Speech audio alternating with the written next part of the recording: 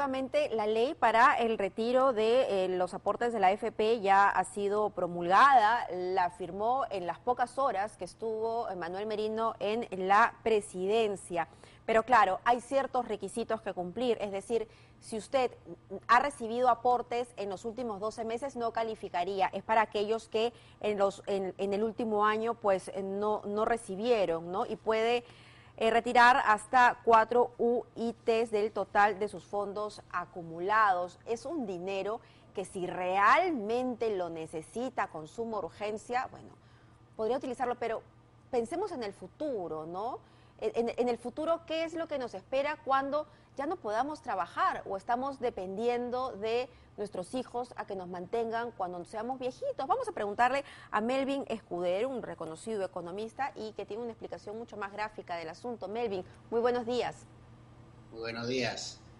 Cuando pensamos en el retiro de esta AFP, probablemente lo vemos como una gran oportunidad y muchos se frotan las manos y dicen, por fin voy a tener ese dinero. Pero ¿en qué no están pensando estas personas? Sí, hay que entender las razones básicas por las cuales existe un sistema de pensiones. Es un modelo de Estado que se aplica en todo el mundo con el objeto de brindar un ingreso, un sueldo, cuando la persona alcance la edad de jubilación, es decir, cuando sea mayor a 65 años. Y hay solo dos maneras de poder generar este ingreso. O lo genera usted ahorrando, como se hace en las AFPs, o lo genera el Estado de los impuestos que pagamos todos los peruanos. El sistema del Estado se llama ONP y es un sistema que está quebrado hace muchos años y que paga pensiones bajitas. Si usted no aporta 20 años seguidos de manera continua, no tiene derecho a pensión. Por eso es que se lanzó el modelo de AFPs, que es un sistema de ahorro individual, similar a un banco, pero a largo plazo. La idea es que usted no toque ese dinero hasta que cumpla 65 años y a partir de ahí, toda esa plata acumulada que gana rentabilidad invirtiéndose inteligentemente, ese dinero acumulado sirva para financiar su pensión. Entonces, ¿qué sucede con estos retiros? Realmente se está dañando el modelo de pensiones. ¿A qué me refiero? Por ejemplo, en las AFPs se han ya autorizado 3 retiros. Primero fue el presidente Vizcarra al inicio de la pandemia, luego el Congreso con el 25% de retiro hasta un tope de 3 UITs, y ahora nuevamente se está autorizando un retiro hasta 4 UITs para aquellas personas que no han trabajado en los últimos 12 meses hasta el 31 de octubre o para aquellos que están con enfermedad oncológica, cáncer, y tienen que retirar también 4 UITs, ¿no? ¿Qué es lo que genera esto? Digamos, dos efectos. El primer efecto es un efecto sobre el sistema de pensiones macroeconómico a largo plazo. De 7 millones de peruanos que están hoy día en las AFPs, probablemente 3.5 millones hayan ya retirado o estén por retirar todo su ahorro. Y quiere decir que estas personas ya no van a tener derecho a pensión. Es decir, van a vivir o de la buena voluntad del Estado que le dé una pensión mínima o de la caridad de sus familiares. Esto es una muy mala noticia. Ajá.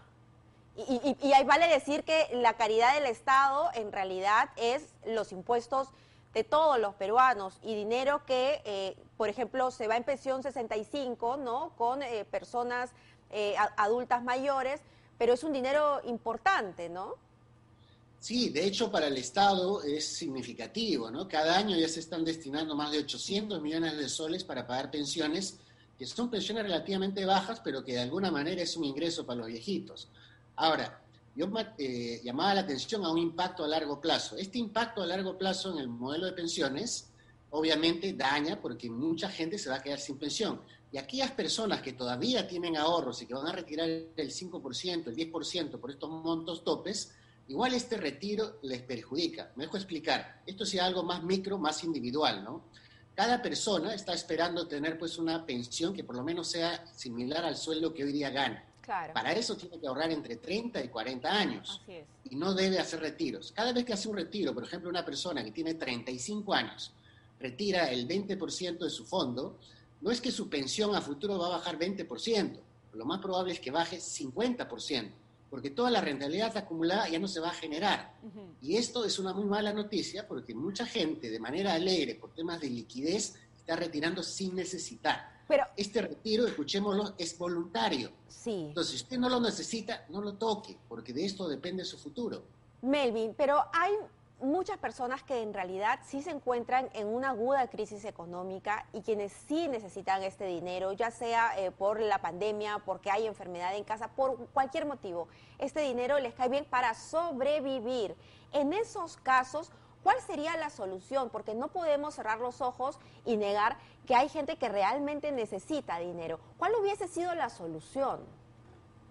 Claro, lo que no hay, o sea, siempre se tiene que reconocer que efectivamente hay gente que necesita ese dinero. Y estas medidas, de alguna manera, alivian esa situación.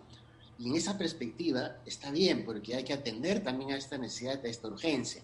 Pero ya estamos haciendo 3 retiros, ¿no? Entonces, la solución no es despilfarrar el ahorro de largo plazo.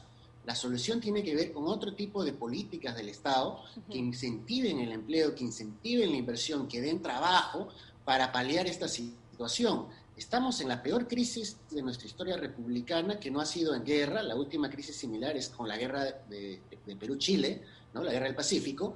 Esta es una situación muy extrema y por eso justifica en algunos casos el retiro. Si usted necesita para sobrevivir, obviamente nadie le puede impedir, hágalo, retire ese dinero y apóyese.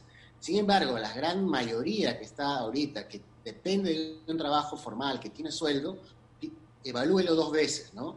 Ahora, hay un tercer elemento que es importante en estas medidas y es que se vulnera la confianza en la economía, se genera incertidumbre. El Congreso actual ha estado muy alineado con generar políticas y medidas y leyes con el objeto de crear más populismo, un gasto adicional. Ese gasto adicional tiene un impacto en el déficit público y crea incertidumbre. El enfrentamiento entre el Congreso y el Ejecutivo en los últimos meses fue uno de los factores de mayor incertidumbre que ha hecho que el dólar suba, por ejemplo, a niveles de 3.60, que ha hecho que la bolsa también se mantenga a niveles bajos y que incluso el riesgo del país aumente. Entonces, es muy importante que el Congreso, ahora en esta nueva etapa de transición, con un nuevo gobierno del señor Sagasti, asuma la responsabilidad. Creo que está claro para todos los peruanos que la calle, los jóvenes y estas protestas le están haciendo un estate quieto al Congreso para evitar tener ideas creativas que vulneren la institucionalidad. Melvin. Lo que queremos es un Congreso responsable y un gobierno de transición responsable. Y eso significa, señores, creemos trabajo, invirtamos más en infraestructura, creemos más oportunidades. Sí. El Perú puede crecer 10% el próximo año, pero para eso necesitamos consensos e impulsar la inversión privada. Recordemos, la inversión privada, entre ellas están las AFPs, están los bancos, las empresas locales, internacionales, la pequeña empresa, la microempresa, la inversión privada representa el 80% de la inversión total. Ahora, Melvin, el que esté pensando que el gobierno va a salvarnos, no es así. Así es. Ahora, Melvin, hablando específicamente ya en el plano político, esta norma ha sido promulgada por el Ejecutivo del señor Manuel Merino, pero finalmente el Ejecutivo. Este Ejecutivo del señor Sagasti, ¿podría hacer algo para revertir esta situación? ¿Tendría que dejar las cosas tal y como está? ¿El Congreso podría sentirse de alguna manera afectado si es que el Ejecutivo hace algo al respecto? ¿Cómo ves tú al nuevo ministro de Economía? ¿Qué perfil tiene él o le ves tú frente a una situación como esta en la que ya nos encontramos? Yo creo que desde el punto de vista jurídico ya no es retroactiva la medida. Entonces lo que hay que pensar es hacia adelante y ver de hacer las cosas con mayor responsabilidad. El nuevo ministro de Economía es un profesional muy reconocido en el mercado peruano y recientemente ha sido el presidente del Consejo Fiscal. Desde esa posición siempre ha estado reclamando por medidas de responsabilidad en el caso del Congreso. Una de las cosas que ha dicho, que yo recuerdo, el señor Mendoza, es que el Congreso no tiene iniciativa de gasto. La iniciativa de gasto es del Poder Ejecutivo. Y uno de los temas que tiene que ver con pensiones que se está discutiendo, que ha quedado, digamos, sobre la mesa, es el tema, por ejemplo, de la ONP. Así es. La propuesta de retirar dinero de la ONP implica cerca de 18.000 millones de soles que no están en el presupuesto de la República, que se tiene que aprobar durante este mes de noviembre. Entonces, esperamos que en este nuevo contexto en el cual se está buscando una transición ordenada, impulsar la economía, seguir luchando contra la pandemia y tener una elección limpia, Bajo esas condiciones, yo creo que el señor Mendoza es una persona idónea para manejar la economía del país, pero obviamente necesita de la colaboración del Congreso porque hay que aprobar el presupuesto. Desde esa perspectiva, creo yo que el enfoque tiene que estar en más infraestructura, en más inversión pública, más inversión privada y la creación de fuentes de empleo. El déficit fiscal de este año va a ser de alrededor del 10% del PBI, uno de los déficits más altos de los últimos 30 años. Pero ese es el sacrificio que estamos haciendo para poder reactivar la economía. Pensemos en lo que viene el próximo año con el objeto de dejar la casa bien ordenada a efectos que podamos despegar y por lo menos crecer 10% el próximo año y recuperar parte del terreno perdido. Y finalmente, Melvin, ¿cómo ha impactado este nuevo gabinete en los mercados internacionales?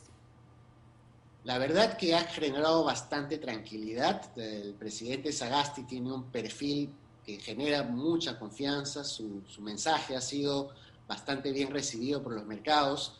El señor Mendoza como ministro de Economía también, el gabinete en general ha aclarado que tiene un norte muy definido, muy claro, y esto ha traído tranquilidad a los mercados. Por ejemplo, el día de ayer el dólar ya empezó a cotizar a niveles de 3.58, 3.57, niveles pues muy inferiores al 3.66 que tuvimos justo en la mitad de la crisis, ¿no? Y que el dólar tuvo este hipo. El riesgo país se ha normalizado y la bolsa también empezó a subir, lo cual son muy buenos signos de parte del mercado, siempre vigilante a ver qué es lo que pasa. La señal, digamos, inicial es muy clara, muy positiva, pero, como se dice, ahora hay que poner las manos a trabajar y sobre ese trabajo y esos resultados, no solo la calle, que ahora va a estar vigilante a la actitud del Congreso, sino sobre todo los mercados financieros, que son los que de alguna manera invierten en nuestro país y para eso necesitan confianza, credibilidad, también tengan la seguridad de que el Perú es un país con futuro, que os ofrece oportunidades y que sobre todo está en capacidad de generar consensos que eliminen estos escenarios de incertidumbre. Enfoquémonos en crear más trabajo, en reducir la pobreza y más oportunidades para todos los peruanos. Ya antes de irnos, una última, Melvin. No cabe duda de que se debe discutir una reestructuración o un cambio en nuestro sistema de pensiones. ¿Es este Congreso el llamado a hacerlo? ¿Son los políticos quienes los tienen que hacer? Sí, de hecho está la reforma de pensiones en el Congreso y esta sí es una necesidad impostergable. Es algo que ya se discute hace 10 años, pero se tiene que hacer. No estoy seguro que en estas condiciones de un Congreso bastante debilitado, bastante enfrentado, fraccionado, existan las condiciones para discutir un tema tan importante. Personalmente yo preferiría que lo haga el nuevo Congreso. Sin embargo, sí es importante considerar por qué la reforma es necesaria. De 17 millones de peruanos que están en edad de trabajar, actualmente, aparentemente, solo el 20%, estamos hablando de alrededor de 3 millones, tendría pensión. El resto, 15 millones, está abandonado a su suerte. Y eso no está bien. Tenemos que arreglar esa situación. Tenemos que hacer que todos los peruanos tengan pensión. Pero para eso, la reforma de pensiones tiene que modificar la situación actual. El modelo donde el Estado financia, el modelo donde el Estado subsidia, con el modelo de ahorro individual y de capitalización. Ya se ha avanzado mucho, ya existe este modelo de ahorro individual, ya existe la ONP. Ahora lo que hay que hacer es integrar este modelo para que todos los peruanos tengamos acceso a ese modelo. Pero no es destruir modelos. A alguien se le ocurrió, no, eliminemos a la CFP, no, creemos una sola entidad del Estado. Por favor, se han avanzado cosas buenas, trabajemos y construyamos sobre lo que ya ganamos para seguir mejorando y avanzando. Hay que hacer análisis técnicos, estudios serios en este tema, y lo que el Congreso ha propuesto recientemente ha sido ampliamente cuestionado, pero sí se reconoce la voluntad de hacer las cosas bien. En ese sentido, creo que hay que tomarnos las cosas muy en serio y sobre todo hacerlo técnicamente. Hay mucha experiencia internacional, porque si cometemos errores, escúchenme, vamos a dañar y afectar a 32 millones de peruanos. Y no juguemos con nuestro futuro. Hagámoslo bien, tenemos esa oportunidad. Melvin, muchísimas gracias por la entrevista. Muchas gracias. Son las 7:51, continuamos con la información.